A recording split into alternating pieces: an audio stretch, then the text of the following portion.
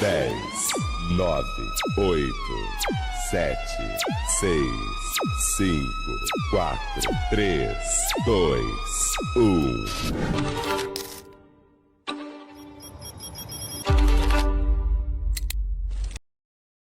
Senhoras e senhores, esse é mais um episódio do Psicast Mentory. E nós estamos no 5º episódio. Olha que coisa boa e maravilhosa. Estamos no 5º episódio do Psicast Mentory. Como você já sabe, sempre me apresento. Eu sou o Paulo Sérgio Araújo, sou psicólogo, especialista em neurociência e performance humana, especialista em terapia cognitiva comportamental e também analista corporal e comportamental. E hoje estamos recebendo aqui mais uma pessoa maravilhosa. Tem vindo cada pessoa aqui que é impactante e eu tenho o maior prazer de recebê-la porque também é mais um case de sucesso. Uma pessoa que teve destrave mental, crescimento, evolução através do autoconhecimento. E aí tem uma frase que eu sempre uso, vocês sabem disso: quanto mais você se conhece, menos você adoece. E o autoconhecimento nos proporciona saúde, crescimento e evolução.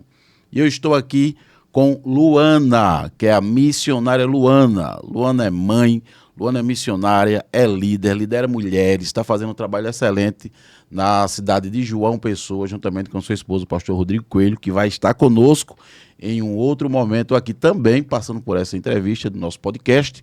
E aí ela também se submeteu a um processo de autoconhecimento e vamos descobrir, vamos saber se foi um momento tranquilo da vida dela, um momento calmo, ou se foi em um momento de angústia, porque ninguém cresce quando está tudo calmo, né? A gente só cresce nos momentos de dores. Então, Luana, ela é mãe, é funcionária pública, ela é demais, segura, forte, lidera, é aquela pessoa que tem uma energia de presença muito forte. Então, vamos dar os bem-vindos. Luana, bem-vinda, é um prazer recebê-la aqui. Você está nesse primeiro episódio comigo, né? É o primeiro episódio que você vai vir em outros momentos. Eu costumo identificar as pessoas da seguinte forma: elas eram uma antes do autoconhecimento, se tornaram outras depois do autoconhecimento e resolveram determinadas coisas. E aí depois eles retomam e quebram uma outra barreira e assim vai em crescimento. É um prazer recebê-la aqui. O prazer é meu, Paulo Sérgio. Eu sou suspeito em falar de você, porque você é alguém que apareceu na minha trajetória em um momento bem difícil. E eu louvo a Deus pela sua vida, louvo a Deus por ter passado pelo processo. Quando eu cheguei lá no seu consultório, eu cheguei com muitos problemas, cheguei com muitas dores, cheguei carregando um fardo muito pesado.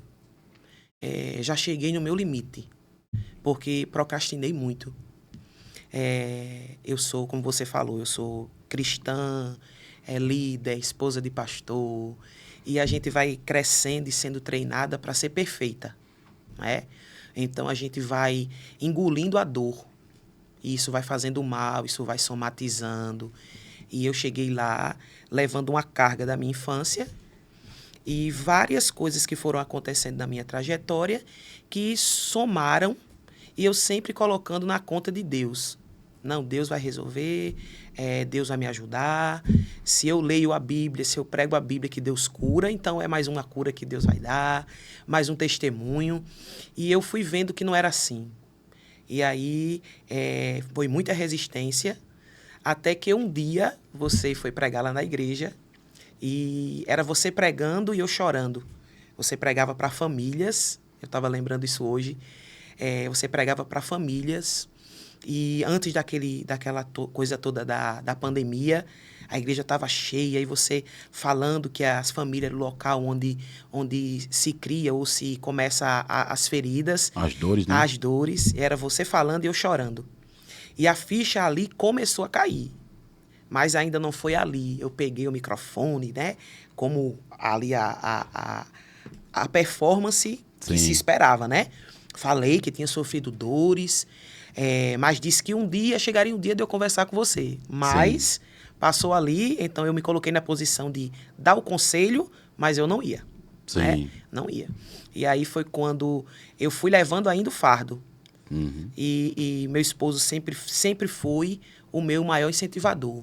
Procure ajuda, você tem um potencial que você não enxerga, porque a gente não enxerga o nosso potencial quando a gente está doente. E aí eu dizia, não vou, e ele insistindo comigo, até que um dia, no ambiente que eu estava, né, eu sofri mais uma decepção. E ali foi a gota d'água. Não foi uma tempestade no copo d'água, não, sabe? Sim. Mas foi o copo já estava perto de transbordar e um pingo que caiu. Eu disse, não, olha, eu preciso de ajuda, eu não quero mais, eu vou largar tudo, isso não é para mim. E aí, meu esposo, mais uma vez, Paulo Sérgio. Aí foi quando a gente começou o processo, mas eu cheguei lá, eu já vou fazer esse ano 44, faz uns 4 anos que a gente fez, né? Sim, sim. Então eu cheguei lá levando 40 anos de muito sofrimento. Muito pesado isso, né? Muito pesado. Muito pesado. Eu cheguei lá no meu limite. Eu acredito que se eu passasse dali, eu iria, tipo, surtar. Ou eu iria para depressão, Sim. ou eu iria para euforia, ou eu iria, sabe, colocar tudo para fora, extravasar. E eu fazia muito isso quando eu era pequena. Uhum. Quando eu não sabia lidar com as minhas dores, eu sempre procurava alguém para descarregar, né? Eu vim de um lar, hoje a gente usa a palavra tóxico, né? Mas eu vim de um lar muito difícil. Eu não fui uma criança desejada, não é? Eu ouvi toda a minha infância que eu era ali alguém que não era bem-vinda, não era aceita. Hoje, depois do processo, depois também da cura que o céu me proporcionou, né? Porque foi um conjunto, foi algo maravilhoso. E a gente aprende, né, que a fé anda de mãos dadas, né, com a ciência. Eu creio assim. Sim, sim. No meu caso, complementou, uma ajudou a outra. Perfeitamente. Porque aquilo que eu não encontrava na clínica contigo, eu encontrava na oração. Na vida espiritual, sim. Na vida espiritual. Sua relação com Deus, né? Isso. E hoje eu entendo que o meu pai fazia aquilo comigo não era apenas porque ele queria, porque ele também já era ferido. Era o que ele podia oferecer. Exato, e a gente tratou muito isso lá, né? Uhum. Na clínica. Era o que ele tinha para me oferecer. Como é que eu ia querer dele algo que ele não tinha para me oferecer? Como. Só que eu queria. Uhum. Eu queria. A gente sabe que o pai, ele tem uma importância muito grande. Eu vejo isso na minha casa. Minha filha, ela tem um amor muito grande pelo pai, assim, uma conexão, né? Sim, sim. Como a gente falava lá no consultório, é o primeiro amor. É o primeiro amor da mulher é o pai, né? Não é? Freud defende muito isso. E isso eu não tive. Então, quando eu queria esse amor, eu escutava apenas que ele queria que não fosse eu, queria que fosse um menino. E aí eu comecei a ouvir de outras pessoas. O que eu não sabia. Sim. Porque até então, uma criança, eu dizia, não, por que meu pai é estranho comigo, o pai da minha coleguinha é diferente, por que o meu é... Não é aquilo ali comigo. E aí eu fui começando a saber de outras pessoas o que era que tinha acontecido lá atrás. Sim, né? sim. O porquê que eu recebi aquele tratamento. E eu lembro, eu tenho, Paulo, lembranças de, com 5 anos de idade, eu tinha crises de choro, extrema tristeza,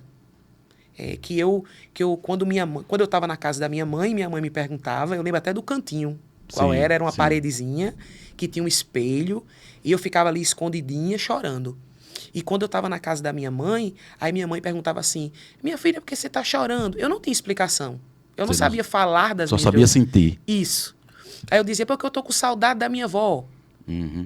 Aí quando eu estava na casa da minha avó e eu tinha essas crises de choro, eu dizia, porque eu tô com saudade da minha casa. Sim. Mas, na verdade, eu não sabia. Você não sabia identificar o que estava sentindo? Não. Só sabia que estava sentindo. Isso. Aí, isso na vida adulta começou a acontecer também do mesmo jeito? Sim. De sentir, não saber dizer, Sim, não saber sim. expressar o sentimento? Sim. Eu passava por épocas, Paulo Sérgio, que eu chorava demais e eu percebia que aquilo ali não era uma tristeza comum. Porque triste Sim. a gente pode ficar. Sim, naturalmente. Mas eu me prolongava demais nessa tristeza. Eu me via na minha adolescência, né, na minha vida adulta, sempre com essa tristeza. Sempre com essa dor, que eu não sabia explicar de onde era, estava bem, estava conversando assim com muitas pessoas, daqui a pouco vinha aquela tristeza. Aquela sensação. Isso acontecia na data de aniversário? Acontece direto. Eu estava conversando isso com uma pessoa esses dias e eu disse, ó, teve um caso e a pessoa estava muito entristecida e estava perto do aniversário dela e aquela pessoa começou a atacar as pessoas que estavam perto. Sim. Aí eu lembrei, toda data de aniversário era um transtorno. Começava uma tristeza, eu queria que passasse logo, não só aniversário, viu? Natal, datas Ano comemorativas, Novo, né? tudo que envolvesse família. Sim, sim. Porque esse sentimento vinha porque você foi ferida na família, Na né? família. Então não tinha como ser Isso. diferente. Então aí quando chegava perto de aniversário, aí pronto. Poderia estar bem daqui a pouco. É como se nesse período a dor da rejeição aflorasse. Sim. Né? Se a gente fosse usar essa linguagem. Sim. E eu não sabia identificar os gatilhos, porque é tudo muito novo. Quando eu comecei a sentir essa tristeza, que fugia da normalidade, eu lembro que eu pedi a mãe, me leva em alguém que me ajude. Eu sempre fui muito curioso, eu sempre gostei muito de ler, né? Na minha juventude não tinha internet, não tinha nada disso, mas tinha as famosas bibliotecas, né? Sim, bibliotecas, enciclopédias, né? Isso. Então eu buscava muito, tentando entender o que era, e eu descobri a palavra psicólogo. Sim. E eu dizia, mãe, me leva para um psicólogo. Aí a mãe dizia, minha filha, vamos ver. Só que é o que eu digo, a religiosidade. Sim, isso é forte, né? Ela prende muito você a colocar tudo para Deus resolver. Então, assim, ou é demônio, sim, né? Ou você tá fazendo corpo mole. Você pode vencer isso aí sozinha. Sim, sim. Né? Não, e minha mãe, ela sempre foi muito à frente do tempo dela. E minha mãe dizia, mas então vamos procurar. Só que mãe também estava envolvida num contexto que não era um dos melhores, né? Ela trabalhava muito, a gente ficava, meu irmão e eu ficávamos muito sozinhos em casa. Então meu pai trabalhava, minha mãe trabalhava e minha mãe tinha que dar conta da vida dela, dar conta da casa, e aí se perdeu. Mas eu sempre cresci com esse desejo. Eu queria conversar com alguém, talvez alguém entendesse. Por quê, Paulo? Ninguém está preparado para lidar com alguém doente. Exatamente, nem todo mundo. Né? Nem todo mundo. Então, ou você relega não você porque você é muito chata, porque eu comecei a desenvolver um comportamento muito introspectivo. Eu era uma pessoa antissocial. Na escola, eu era alguém muito intolerante. Então, se alguém fizesse alguma coisa... Eu já vinha da minha casa com eu tentando provar que eu era alguém. E chegava na escola e escutava qualquer coisa, então eu ia pra cima. É como se fosse uma raiva sempre ativa, né? Isso, uma raiva ativa a todo momento. E eu lembro que minha mãe sempre precisava ir na escola para resolver alguma coisa. Sim. Ou eu empurrava alguém, ou eu quebrava alguma coisa de alguém. Hoje eu fico rindo disso aí. Sim. Porque minha mãe sempre foi, apesar de a minha mãe não ter o conhecimento da psicologia, mas minha mãe lidava com pessoas, minha mãe é professora, né, alfabetizadora, Sim. Ela tinha esse contato com criança, então ela sempre dizia, ela sabia não apontar. Minha mãe, ela nunca foi de dizer, você vai pagar tanto tempo de castigo, ela conversava, por quê que você tá assim?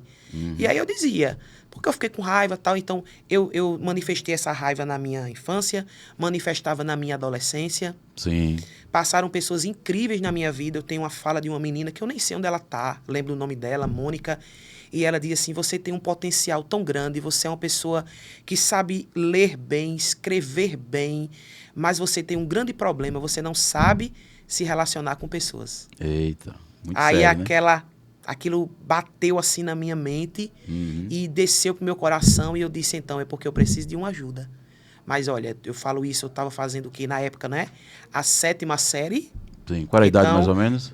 14, 13. Então, uma idade bem conflitante, né? Porque de 12 a 14, né? O corpo mais tá ou em menos. formação e tudo. Mas aquilo ali bateu em mim como um alerta. Aí vinha só fomentando o meu desejo de chegar a um profissional que me ouvisse. Sim, então, você era na escola e nas amizades um reflexo daquilo que você sofreu em casa. Em casa. Porque assim, a gente defende família, protege família naturalmente. Sim. E às vezes, meu problema não é a defesa da família. É quando a gente romantiza um ambiente que a gente sabe que adoece. Sim. E eu sempre costumo dizer aqui, para quem nos acompanha, eu sempre deixo isso claro. A gente não adoece na rua, a gente adoece em casa. E os nossos pais, aqui dentro da nossa região, usavam uma linguagem no passado bem interessante, né? Que costume de casa vai à praça. E é real. É real. E é real. Sim. E o fato da gente assumir que adoece em casa, isso a gente não está trazendo culpabilidade para os nossos pais, porque esses pais também adoeceram em casa. Também. Né? Então, Exatamente. termina um adoecendo o outro. Então, quando chega alguém que diz assim, não, vamos quebrar esse adoecimento, Sim. vamos quebrar esse padrão de adoecimento, por que todo mundo tem que adoecer? Por que todo mundo não pode ficar bem? Por que todo Sim. mundo não pode melhorar? Não é? Não é que a gente vai evitar sofrimentos. O sofrimento traz crescimento para o sujeito, Isso. traz resistência para lidar com as arduras da vida, mas você manifestava todos os sentimentos e comportamentos que tinha em Isso, casa. Então, você isso. lá fora era um reflexo do que você vivia. Sim, sim. Esse reflexo e isso eu carreguei muito comigo. Tive amigas maravilhosas, leais. Nunca fui de impor a minha amizade. Tive muita gente que me ajudou em vários momentos da minha vida. Pessoas que estiveram comigo, assim, em momentos que eu pensei que não ia avançar. Mas, assim, se ali dentro daquele grupo houvesse alguma pessoa que de alguma maneira me lembrasse o meu ambiente, sabe? Hoje você fala, né, de forma consciente, mas antes só sentia. Só sentia. Então, aquela pessoa ali me trazia toda a minha dor do meu passado. Ativava suas memórias doentias. Isso. E aí, o que acontecia? Eu tinha que reagir. Eu tinha que reagir. E a reação era sempre uma reação de autodefesa, sempre agressiva. Sim. Agressiva no sentido de botar a pessoa no lugar dela. Isso. E você estava sempre reativa. Isso. E aí você anda, Paulo Sérgio, você anda o tempo inteiro como se estivesse com o alerta ligado. Isso acaba com as suas emoções. Porque você não se deixa se abrir para novas amizades. Você fica ali. Meu grupo é esse. Sempre tensa, né? E se alguém falar alguma coisa comigo, eu vou responder. E se alguém me tratar mal, eu vou reagir. Então, assim, era algo assim, tipo, eu não posso fazer na minha casa, mas também ninguém vai me fazer de besta fora dela, não. Olha que coisa interessante. É uma das coisas que eu trato muito no contexto clínico. Quando eu pego pessoas com padrão assim, a gente descobre uma coisa bem interessante.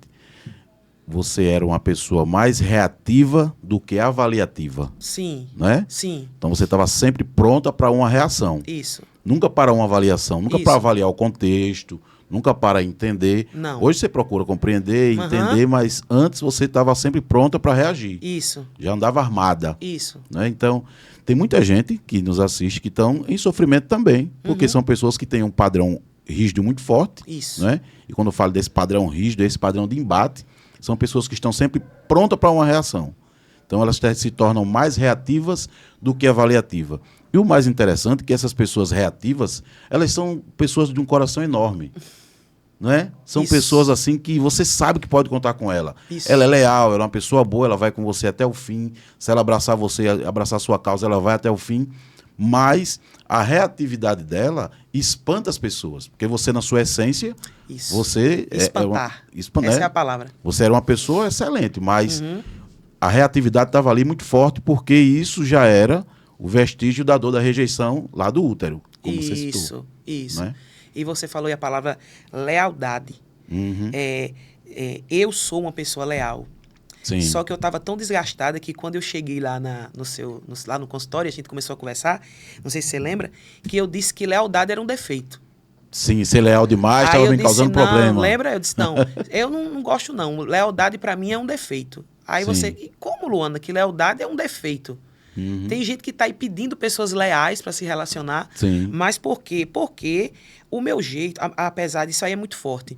E eu sempre digo, né? Daqui a pouco já vai eu chorar. É para chorar. Eu sempre digo, Paulo, já eu choro. E eu lembro assim, que quando eu tinha uma amizade, Paulo, eu tirava do meu para dar. Sabe? Se doava, né? Isso. E daqui a pouco aquela pessoa que eu estava com ela, já não estava mais comigo. Porque ao mesmo tempo eu era uma pessoa reativa, intolerante. Então, quando aquela pessoa, de alguma maneira, fazia alguma coisa que eu não gostava, ou lembra, me remetia ao meu cenário de dor, pronto, aquela pessoa, não, então eu não quero mais conversa, deixa pra lá. Até um ponto que eu disse que a amizade pra mim não era mais algo que eu queria. Isso levava ao isolamento. Isso. Né? Aí vem o isolamento. E tudo isso que a gente passa, eu acho tão interessante que a dor, ao mesmo tempo que ela nos ajuda a crescer, nos ajuda também a aconselhar pessoas. Sim. Eu hoje olho para uma pessoa e eu consigo identificar quando aquela pessoa é uma pessoa ferida. Porque eu já tive naquela cadeira. Então valeu a pena. Valeu, sabe? Aquela pessoa que tá ali falando demais, ou dando patada demais, ou fala e responde, sabe? Ah, eu não quero isso aí, isso não é pra mim. Então, assim, eu me vejo naquela pessoa. E eu, apesar de toda a resistência, eu louvo a Deus por eu ter feito isso, encontrado você, feito as terapias, me submeti, meu coração foi um coração Se entregou de verdade. aberto, sabe? Sim, sim. Eu cheguei lá presa na armadilha da comparação, Isso é muito forte, né? porque eu tinha na minha casa que provar que eu sempre era a melhor. Então, eu não tive infância, eu não brinquei na rua, eu não tinha amiguinha da infância, era da escola para casa, eu não podia expor minha opinião, eu não podia escolher, era o que as pessoas tinham para mim, e eu cresci com isso. Eu tava lembrando esses dias que quando eu saía com o Rodrigo no começo, né, do namoro e tal, e ele dizia: o que é que você quer comer? Eita. Não, escolha. Quando eu chegava num canto com minha mãe, lá aí volto para a juventude, para comprar uma roupa, minha filha, o que é que você quer? Não, o que tiver. Então eu comia o que tinha, eu nunca tive um posicionamento. Você entende? Sim. Era sempre o que o outro escolhia para mim. Porque eu fui treinada, e isso inconscientemente ou conscientemente, Sim. a não... Ter direitos. Isso. É isso aí, a não ter direitos. Então, eu sempre tinha que baixar a cabeça e me anular para que a minha casa, já que eu era a persona não grata lá dentro, Sim. então o máximo que eu fosse discreta Aham. e que eu fizesse coisas para agradar ou aplacar a fúria ou me fazer me sentir querida, eu cresci com isso, Paulo. Então, Me silêncio. encaixando. O silêncio era para se sentir aceita. Isso. Porque toda vez que você se Isso. manifestava, você era rejeitada de novo. Isso. Né? Isso. É como se cada episódio que fosse acontecendo na sua relação familiar trouxesse para você uma dor de rejeição novamente. Isso. Deixa eu explicar aqui direitinho para quem está em casa. Você sofreu uma rejeição no útero. Isso. Seu pai, dentro do contexto dele, que não é, a gente não vai caber julgamento. Não, Seu jamais. pai ali, então ele queria que fosse um menino e não uma menina. Isso. Não é isso? Isso. Então já sofreu uma rejeição no Isso útero. mesmo. Quando você nasce, você começa a passar por experiências, Isso. porque quando a criança está no útero, as memórias também vão existindo ali. Exato. Não é? Exato. Mas vai para o inconsciente, porque ninguém consegue lembrar o que estava acontecendo quando a gente estava no útero. Você Aham. estava só sentindo. E aí todo o cenário, tudo que vai acontecendo nessa convivência dentro de casa assim como não te aceitamos quando você estava no útero, a gente também não te aceita aqui dentro dessa casa. E aí você começou a perceber, você não sabia dizer o que era, mas Isso. começou a perceber a rejeição. Isso. Então, em troca disso, eu vou me calar, porque toda vez que eu falo, eu recebo um embate. Aham. Toda vez que eu falo, eu recebo um embate. E aí você abria a mão dos seus direitos. Isso. E era tão interessante que isso se perpetuou. Porque eu não conseguia dar minhas opiniões, ou a pessoa dizia assim: e aí, Luana, o que é que você acha? Não, tá tranquilo. Passividade, né? Isso. Agora, interessante, você tinha uma passividade aprendida. Aprendida. Porque você, na essência, não é passiva. Não. Muito pelo contrário, né? Não. Você tem uma energia de avanço muito forte. Isso. Mas o ambiente, por isso que eu digo que o ambiente ninguém vence. O ambiente É terrível. né? Ele leva você e você nem percebe o poder desse ambiente. Então, nesse ambiente, você aprendeu a ser passiva. Uhum. Então, depois de grande, foi desenvolvendo, Isso. tomando, né? Tendo conhecimento de si, você disse: opa, eu não preciso ser passiva, eu posso me posicionar. Isso. E aí, quando você sendo passiva, talvez agradasse, quando passou a se posicionar, Aham. começou a sofrer agora desagrados. Isso, exatamente. E mesmo tendo essa passividade aprendida, gostei disso. Sim. É uma verdade. Porque não era real, você não nasceu assim, né?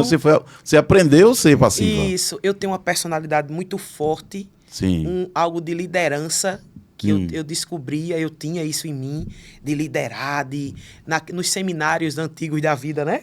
Eu era que ia na frente, eu não tinha medo, ou se tinha medo, esse medo não me parava, e eu ia na frente, eu falava, sempre gostei muito de escrever, sempre gostei muito de ler. Deixa eu te cortar, lá fora você era você.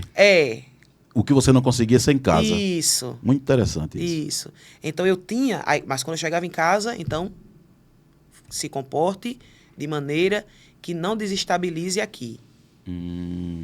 Né? Aí o tempo passa, eu também começo a trabalhar com liderança. Minha primeira liderança foi a juventude da minha igreja. Tem que ser o jovem, né? Tem que ser o jovem, né? Um tempo maravilhoso, um tempo de crescimento. Um tempo em que eu recebi ajuda, assim, porque quando a gente chega, eu era nova na igreja, cheguei, e quem chega, né, o pessoal quer muitas coisas, tem muitos grupos, e a gente tem que se encaixar, e eu já estava em outra fase, eu disse, não, eu não quero grupos, eu quero ter amizade com todo mundo, eu não quero ser a Luana de um grupo, que quando aquele meu grupo não vem, eu não estar. Eu não estar me sentindo bem naquele lugar. Você já vinha de casa, saindo de um grupo, construir outro grupo não seria salutar. Aí fiquei me senti mais leve, trabalhei, e a parte que o Espírito Santo já tinha comigo, o chamado que Deus tinha comigo, eu comecei a entender, eu comecei a ver que eu era capaz, e eu fui sendo ali, foi, mas eu sempre batia na muralha da rejeição. Sim. Sempre. Sim. Deu certo, foi maravilhoso, foi uma bênção. Quando eu chegava em casa, mas não foi bom não, sabe? E podia ter sido bênção e todo mundo me elogiando e foi maravilhoso. Mas então a rejeição fazia você se invalidar. Sim. Você nunca validava as coisas boas que você fazia. Não. Porque você tinha recebido muito estímulo de crítica. Isso. Olha como isso é interessante. Muito estímulo de crítica. Demais. E aí a quantidade de estímulo de crítica não fazia você validar a si mesmo. Nunca. Né? Então, assim, olha, pior do que ser criticado é se autocriticar. Ixi. Não é porque você nunca É um massacre. Você nunca vai ver qualidades em você. Então, uma hora você estava sendo uma vítima, em outros momentos que era para você aparecer no cenário, você era sua própria algoz. Isso. E via mais o problema. Então, o problema, eu vi esses dias, eu tinha um problema para cada solução. Eita. E para mim, viu? Você problematizava problemas. É isso. Então não, porque foi, não, mas não foi não. Eu deveria ter me comportado assim, eu deveria ter feito assim, não foi bom, então não vou mais fazer. E fui. Só que eu tinha uma promessa lá atrás. Meu avô, que foi meu exemplo de fé, meu exemplo de homem de Deus, né? Até conhecer o meu esposo, foi meu exemplo de suportar as dores. Meu avô, ele morreu com um câncer, que na época era um câncer incurável, intratável. Não existia nenhuma possibilidade de tratamento, era um câncer muito raro e ele morreu. O médico deu a ele 6 meses de vida, ele viveu o dobro disso. Olha só. E no leito de morte, assim, dias antes dele morrer, ele me chamou. Ele morreu em 92, eu tinha o quê? 11 anos.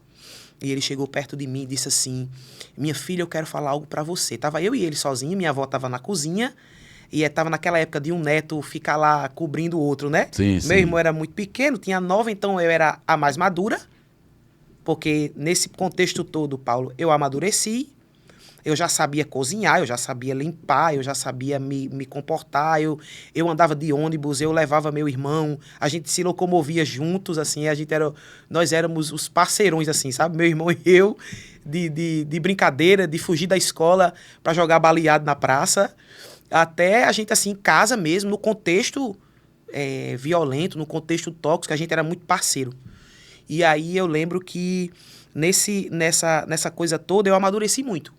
Então era até minhas roupas, Paulo. Se você pegar a Luana de 10 anos, 11 anos, é a Luana mais velha do que a Luana de 44. Sim. É tão interessante isso, porque eu era... Sabe aquelas fotos antigas que colocavam nas paredes, no interior a gente vê? Sim. A Luana tava lá como uma velhinha ali, sabe? Sim. Programada para ser responsável, programada para ser adulta, programada para ter responsabilidades, a mais do que a minha idade. Programada para não ser humana. Programada para não ser humana. Programada para não ser a Luana. Sim. Então eu era muito amadurecida. Então eu passava muito tempo na casa da minha avó. Ajudando, né? E nesse processo de hospital, idas e vindas, para descobrir tudo. Aí já no finalzinho ele me chamou e disse assim, minha filha, eu tenho algo para lhe dizer. Eu disse, diga. E eu sentei assim pertinho dele, ele disse assim, Deus tem algo muito grande com você. Eu disse, amém. Aí ele disse assim, você vai ser uma missionária. E naquele contexto não existia, aqui na Paraíba, mulheres... Sim, era muito fechado, né? Isso, ativas, mulheres no ministério. E ele disse, tu serás uma missionária, tu serás uma pregadora, tu casarás com um pastor. Aí eu, escutando aquilo ali dele, não entendi nada. Sim.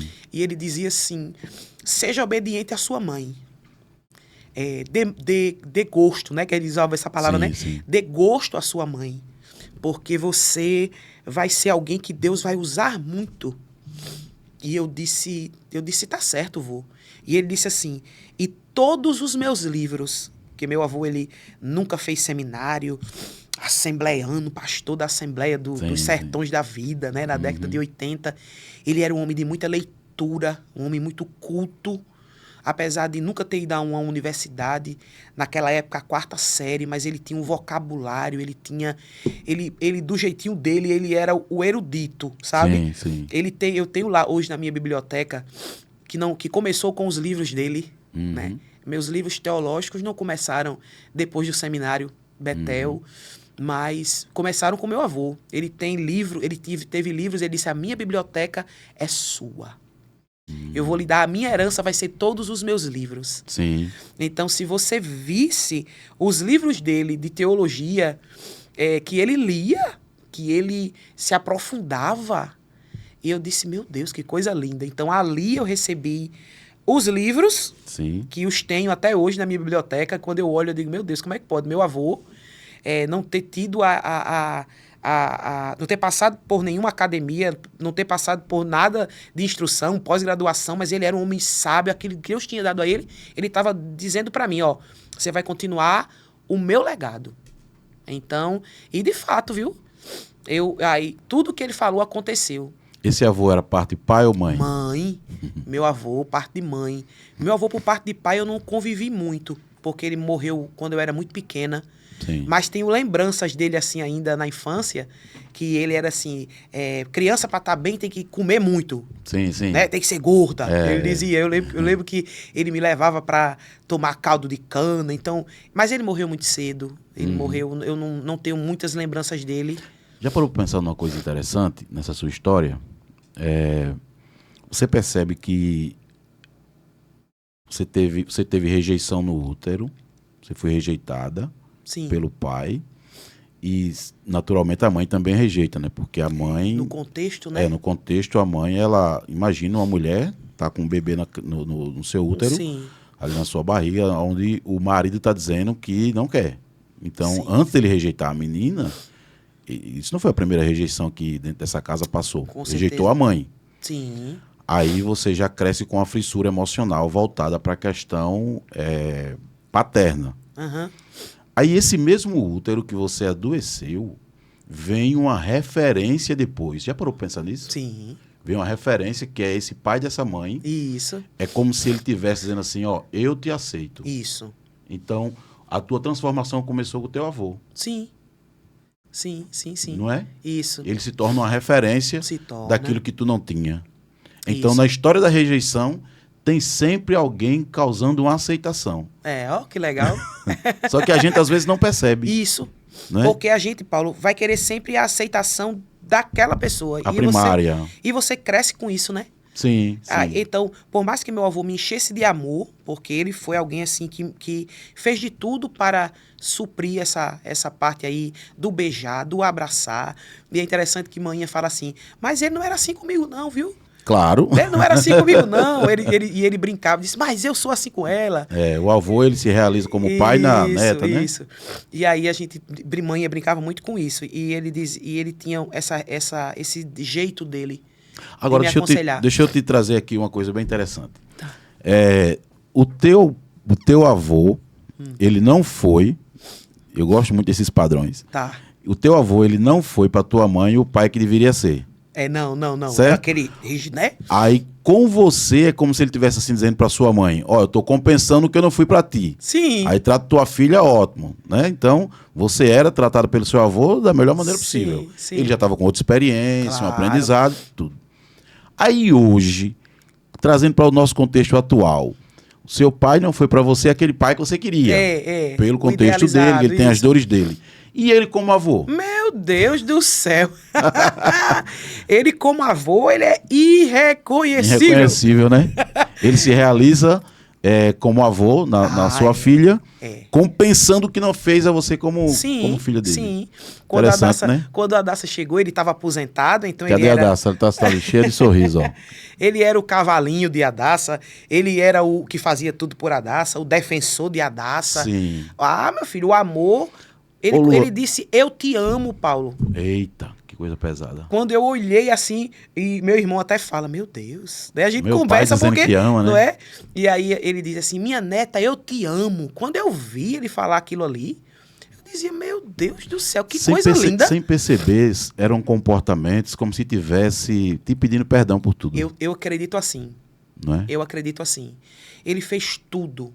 Do nascimento de Adassa, porque a Adassa, né? A Adassa teve aquele processo de UTI, 26 Sim. dias. E a gente ficava em casa, minha mãe e eu, conversando, dizendo, mas mãe, é uma menina. E como é que será que ele vai lidar com isso? Porque eu fui a menina e ele não queria. Como é que vai Sim. ser a Adassa? Meu Deus do céu. A Daça botou ele no bolso. Mas, meu Deus, botou no bolso, sacudiu. E ele tem um apego muito a ela, porque na transferência de Adassa, porque a Adassa nasce em uma maternidade, aquela maternidade não tem o suporte necessário, ela vai para outra maternidade e ela vai numa ambulância do SAMU. Sim. E ela vai com os batedores na frente, ela vai com um enfermeiro bombeando oxigênio para ela, Sim, sim. e ele vai atrás, no carro dele. Uhum. E ele vai, e aí Deus começou a quebrar o coração dele, meu pai começou a chorar, ele não chorava, meu pai começou a manifestar ou colocar para fora o amor que sentia, ele nunca falava isso, e ele conta que quando o bercinho dela sai, né, ela não sai no bercinho, ela sai na maca mesmo, né, quando ela sai ali enroladinha, tão pequenininha, tão frágil, e ele vê toda aquela cena que colocam ela num carrinho menor, ele disse, quem foi empurrando fui eu. Então ali, ele olhou para minha filha e ele disse assim, eu acredito muito nisso, eu acho que ele disse assim, tudo que eu não fiz pela minha. Porque ele não foi me ver na maternidade, e tudo isso eu soube pela boca de outras pessoas. Ele não foi me ver na maternidade, ele não foi me visitar. Quando eu cheguei em casa, ele se afastou, ele se revoltou. Mas ali com a minha filha, não. Ali ele estava empurrando o carrinho dela. Sim. Ele estava com ela. Ele orava por ela. Todas as visitas ele estava lá. E quando a Daça chegou, meu Deus do céu, aí o homem foi outro homem. E aí eu entendia, e todo mundo dizia, é uma maneira de compensar. Sim. Sabe? E é toda aquela raiva que eu tinha, todo aquele ódio que eu tinha, Deus já vinha tratando comigo, já tinha tido perdão. Sim, sim. Eu já tinha perdoado ele, eu já tinha liberado ele. Isso é muito lindo, né? Uhum. Quando a Daça chega, eu já não tenho mais aquela... Mas com ela faz e comigo não faz, porque talvez pudesse eu desenvolver isso. Quem sabe uma pessoa doente. Uma pessoa doente pode desenvolver várias coisas, né? Uhum. E não, eu achava maravilhoso. E ele era o defensor de Adassa, até hoje é. E é a neta amada, e chegou a outra, né? Uhum. Chegou a Analice, é outra menina, Sim, né? sim. E aí ele também demonstra amor. Tudo quebrando o padrão dele, Tudo né? quebrando o padrão dele. E a gente vê o quanto que... Olha, muitas mulheres vão se identificar com a sua história, né? Porque Isso. dentro do contexto clínico, eu diria que 90% dos atendimentos que eu faço são mulheres. Sim. E muitas mulheres vêm ferida nessa questão da rejeição, Sim. nessa questão do tratamento, da convivência com o pai, né? E esses pais que também já vieram rejeitados dos seus familiares, então o que eles podem oferecer às vezes é o pouco mesmo, é a realidade deles, que é o muito deles no final. Exato. Mas a gente percebe o quanto a mudança da geração vai transformando a outra. Isso. Né? Agora, você jamais conseguiria ter uma identificação como essa se não tivesse autoconhecimento. Não. Porque sem autoconhecimento você poderia trazer como uma maldição hereditária. Isso. Né? Trazer para a espiritualidade aquilo que não é espiritual e sim estar dentro de um padrão mais de comportamento. Isso é muito forte, né? Isso é muito forte porque o autoconhecimento, porque o conhecimento ele é libertador, né? Sim. Uma vez que você conhece, você não é mais refém do que o outro fala, né? Então eu sempre fui assim. Surge essa questão da pregação, eu sabia que Deus já tinha a promessa, né, lá do meu avô, mas também tinha a minha parte questionadora, a parte de dizer assim, tem algo a mais, Sim. tem algo além Sim. disso aqui. As proibições, aquelas proibições que aconteciam da denominação antiga que eu vim, eu sempre questionava, mas vem de onde? Está escrito onde? Sim. Que padrão é esse? O porquê disso aqui? Aí surge a Luana que tem desejo de saber mais. Então, o conhecimento é libertador. Sim. Né? Essa questão que você disse assim, você reconhecer isso, o seu pai ter a oportunidade de, vamos dizer isso, de compensar na sua filha. Aí você vê a misericórdia de Deus aí. Não é? Deus deu tempo para ele aproveitar isso aí.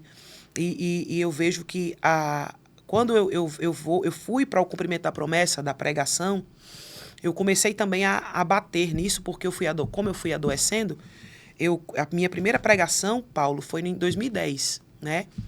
E eu disse, meu Deus, eu quero que as mulheres que estejam me assistindo, né, que estejam me vendo, que isso aí vai ficar gravado, que isso vai alcançar várias pessoas. E a minha oração antes de chegar aqui é que eu queria ser um instrumento de Deus aqui, sabe? Para dizer para as esposas de pastores, e para dizer para aqueles que cobram das esposas de pastores, pare, por favor. A gente já não aguenta mais. Nós somos seres humanos. Isso. Nós somos seres humanos. Não cobre de uma esposa de pastor além do que ela pode dar. Como humana, né? Como humana. Como mulher. Não permita que a esposa do seu pastor seja um boneco, alguém sem sentimento, sabe? Porque a gente fica naquela linha, né? Ou eles querem que a gente faça tudo, Sim. ou eles querem que a gente faça nada. Exato. E eu tenho um esposo que ele vê em mim o que às vezes eu não vejo. Então ele sempre foi e é o meu maior incentivador. Cresça, frutifique, seja você. O que não for, o que atrapalhe o seu crescimento, peça para Deus tirar. Os locais que você for para crescimento, vá, faça. Então, assim, eu acredito que eu comecei a ser um personagem. Então, porque a gente mesmo ferido, a gente tem algo para dar, a gente não tem nada para dar. Porque ferido fere. Isso. Sabe? Isso. E quantas vezes a gente é ferido por pessoas que tá ali no automático? Exato. Não, mas eu estou no altar, mas eu estou sangrando. Perdoe-me. Hoje eu não me incomodo com o que os outros pensam de mim, porque eu já passei dessa fase. Sim, sim, né? sim. Eu já passei dessa fase. Então, se alguém discordar, ou chegar aqueles comentários lá embaixo, discordo, Ótimo. você... Poxa, pode cancelar, problema. Cancele, né? Teu se problema. Ativou a dor, cancele. Isso, teu problema. Eu sempre digo lá em casa, não estou preocupado com o que os outros pensam de mim. Agora eu sou Luana. Eita, isso é forte, entendeu? Hein? Agora muito eu forte. sei que eu sou. Eu não sou o Jacó que precisa colocar a roupa do Esaú. Sim, sim. Eu não sou o Jacó. Não, eu dizia, meu Deus, que síndrome é essa de Jacó, que eu só quero ser o que eu não sou? Não, eu sou Luana. Que você, na verdade, você ficava querendo ser o que as pessoas exigiam que você fosse. Isso, porque a mulher tem que ser assim, porque... não estou falando de feminismo, não, porque eu não sou, sabe? Às vezes eu levo até o nome de... Você é machista. Sim. Não, eu sou bíblica. O que a Bíblia está dizendo é a Bíblia, Sim. né? É o meu padrão, né? De regra, de fé e de prática. Sim. Então, assim, mas a gente vai se tornando um personagem.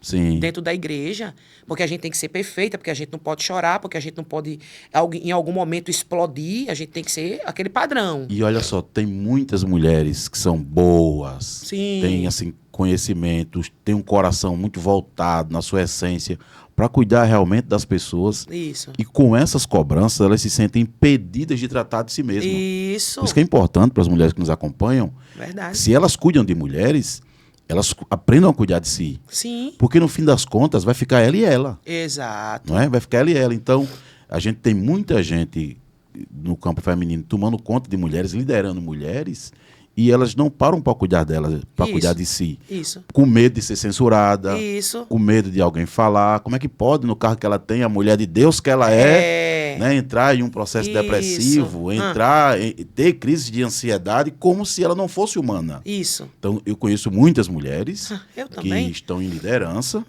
estão doentes ali, né? A gente percebe mesmo em vários aspectos, porque hoje, por trabalhar muito com desenvolvimento humano, eu consigo fazer identificações rápidas e a gente vê a pessoa cada dia se matando se autodestruindo. Isso. E eu tenho convicção e certeza que não é isso que, dentro Não da é. fé que ela tanto defende, não é o que Deus Não quer é. para ela. Isso. Mas é o que o grupo quer.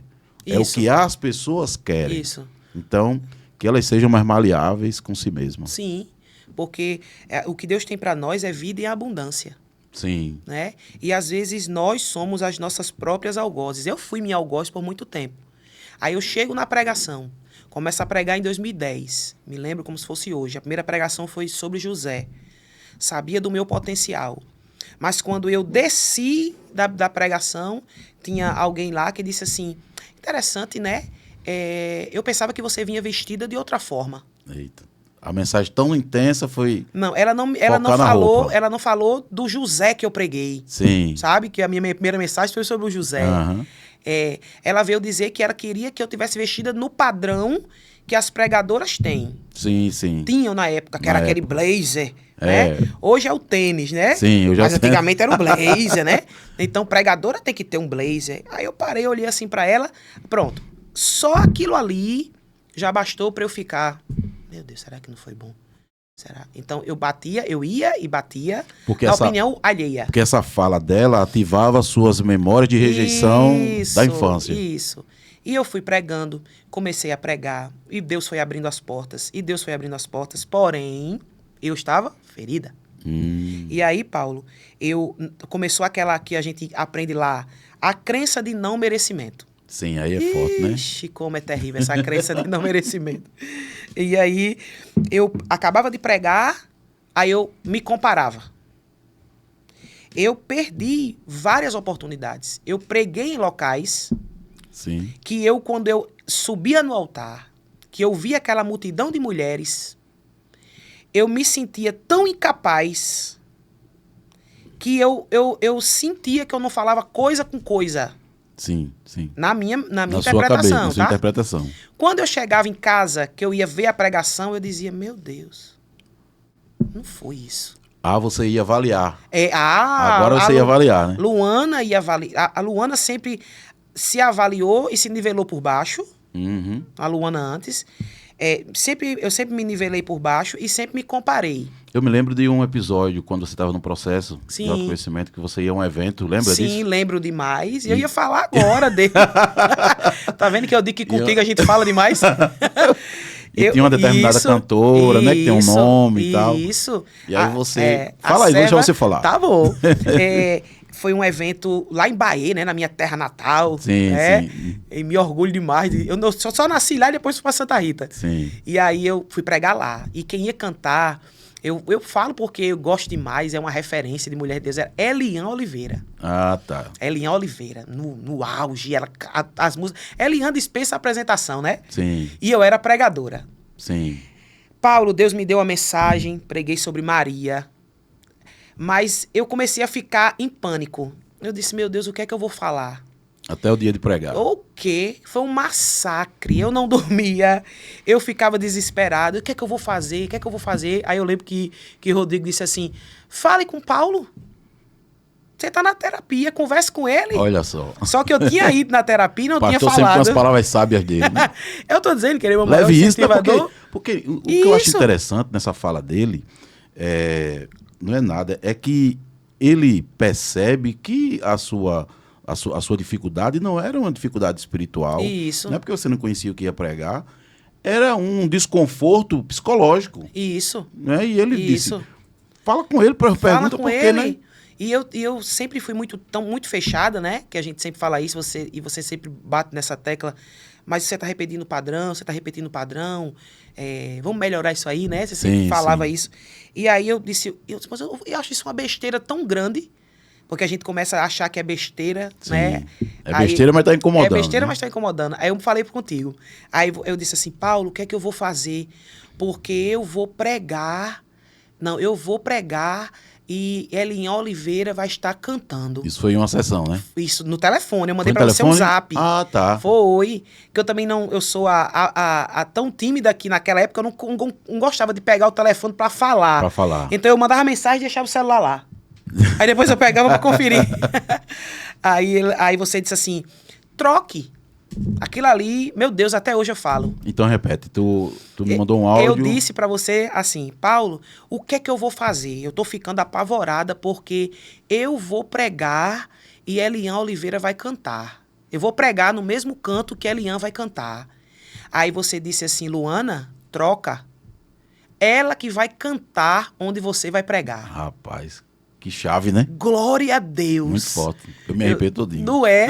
Isso é coisa de pentecostal. aí eu disse assim, Deus, glória a Deus. Menino, o que foi aquilo? Deus usou a sua vida ali poderosamente. Então, escutei o áudio, deixei o celular, eu disse, corri para Rodrigo e disse, meu filho, Paulo Sérgio disse que eu invertesse.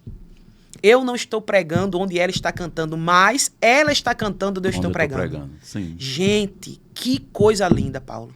Eu fui pregar, Rodrigo foi comigo, porque Rodrigo começou a ir nesses cantos que me desafiava mais. Sim, sim. Para me dar aquele suporte, porque quando eu olhava para ele, ele era a minha segurança ali, Sim. sabe? Ele era o meu porto seguro ali. Sim. Eu via alguém conhecido e eu dizia, eu não vou me desesperar porque tem ali alguém que acredita em mim. Sim, então eu fui pregar. Meu Deus do céu, eu preciso dizer isso. Que organização daquele culto. Louvado seja Deus pela vida da minha amiga Priscila, sabe? Da direção como ela conduziu aquele congresso de mulheres. Sim. Ela me colocou para pregar primeiro. O pastor, eu posso falar o nome porque são pessoas queridas, o pastor Edivaldo, lá da Madureira de Bahia, pastor Anunciada, sabe? Pessoas assim, pessoas que investiram em mim, sabe? Quando as pessoas já estavam me vendo uma pessoa doente e não me cediam mais os seus altares, não me cediam mais os seus microfones, porque ninguém tá... As pessoas querem pessoas perfeitas. É porque não era de Deus, é deles, né? Não é? Se é deles, eles mandam. Então, pessoas perfeitas. Então, eu não quero ninguém aqui adoecido para pregar. Eu quero que alguém gere resultado. Sim. E eu era muito refém de resultado, sabe? Sim. E aí eu achei tão interessante que aquela condução daquele congresso, o coral da CIB cantou, depois a Priscila me colocou para pregar. Não é? Quem estava na direção não era a Priscila, mas ela estava coordenando. A pastora Anunciada me colocou para pregar. Aí o pastor, lembro que o pastor disse assim, vocês vão ouvir a palavra e depois a irmã Elian vai cantar até meia-noite. O pastor falou. As irmãs ouviram a palavra. Paulo, eu preguei sem peso. Glória a Deus por isso. Interessante, né? A palavra inverta aconteceu, porque geralmente... Sim. A gente percebe que quando você chega em um evento como esse, Sim. a cantora canta e o pregador é o por último. Sim, né? sim. Não que com isso a gente está fazendo comparativos, eu estou falando sobre a questão litúrgica. Isso. Aí lá houve a inversão. Isso. E ali eu preguei. Paulo, aí eu vou dizer algo que é algo tão particular, e eu via aquelas pessoas chorando ali, eu pregando sobre Maria, sobre quando Maria diz, eis aqui a tua serva, cumpra-se em mim conforme a tua vontade, e o anjo ausentou-se dela. Paulo, o altar acabou em lágrimas, a igreja acabou em lágrimas, sabe? Os irmãos da minha igreja, sabe, já da Restaurar, eu não sabia, mas eles estavam lá do outro lado, sabe? Assistindo a pregação, assistindo os pedacinhos da pregação e torcendo por mim, sabe?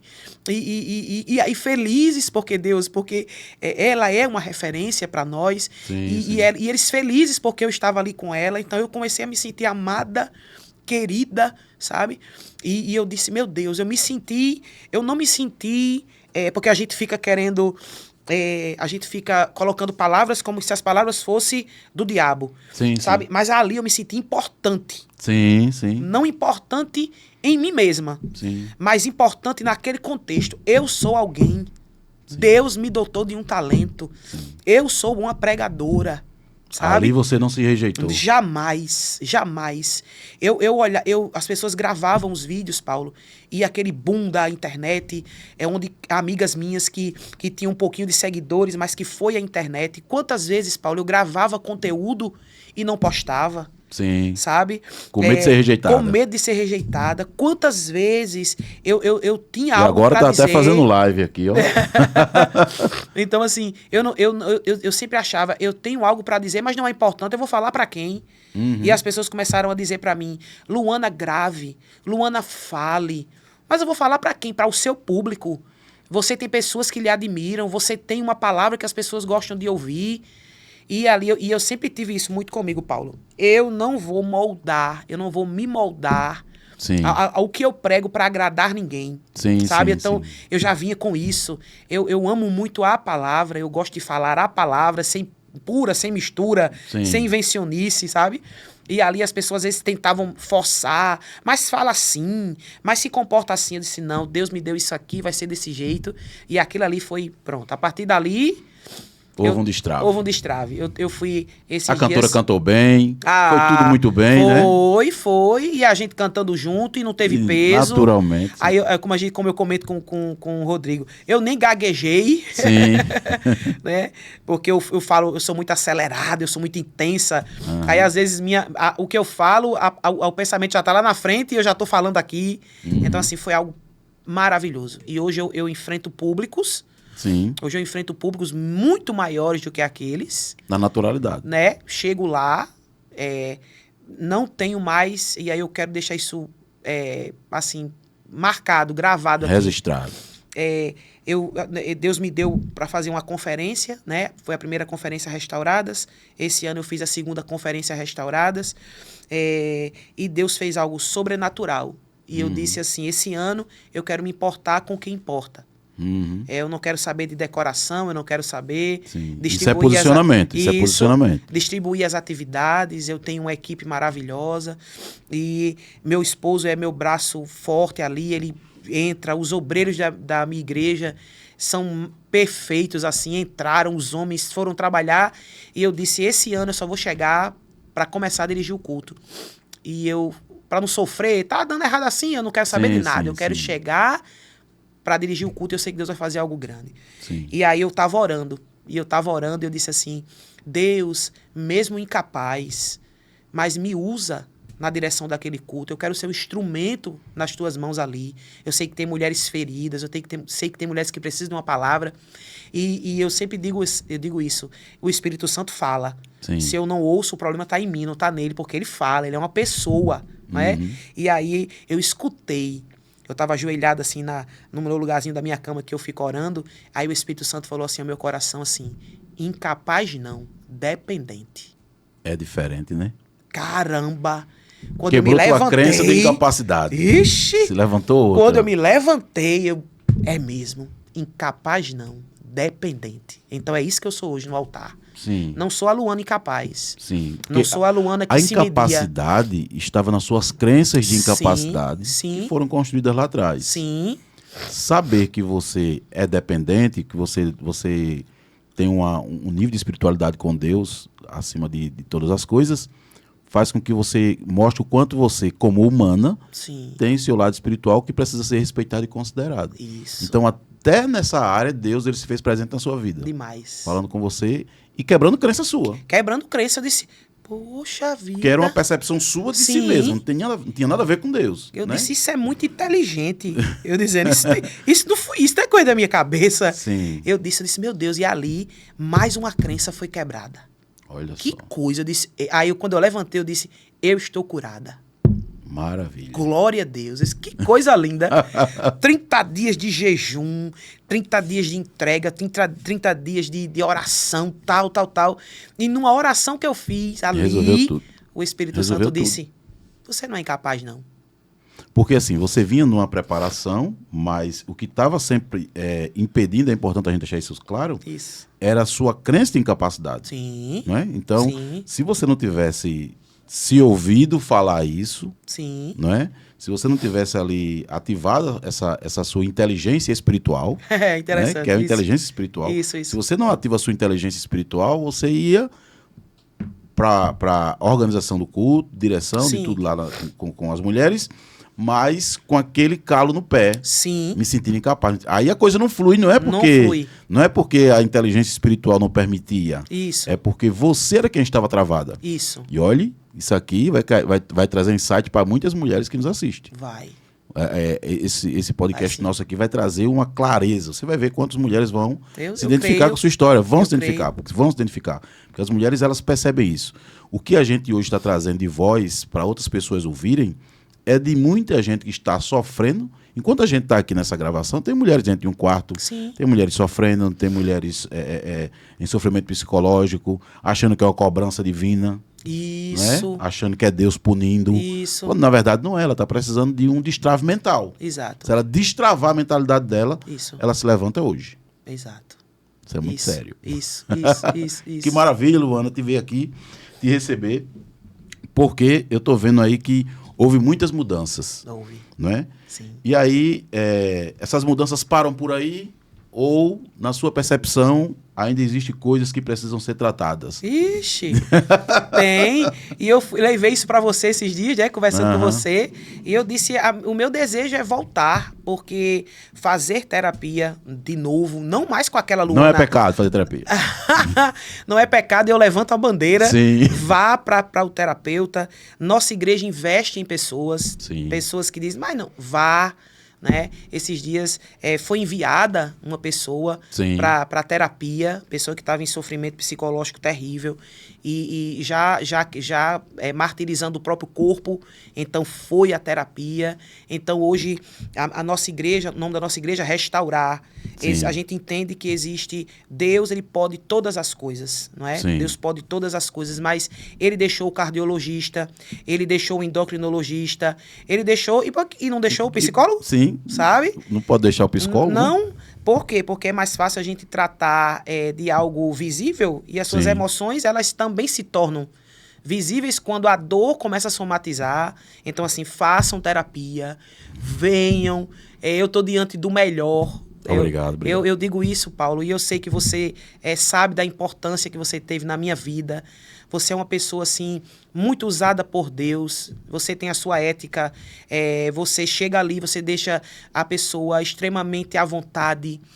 Gente, façam terapia. As pessoas dizem, mas eu não sou doido. É para não ficar. Sim.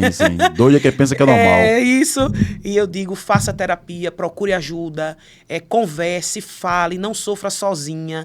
Tem uma vida além dessa dor. Eita, e que vida linda, viu? Verdade. Tem uma vida além dessa dor. Você é uma pessoa, sabe? Você é alguém. Deus lhe dotou de talentos. Então, terapia é vida.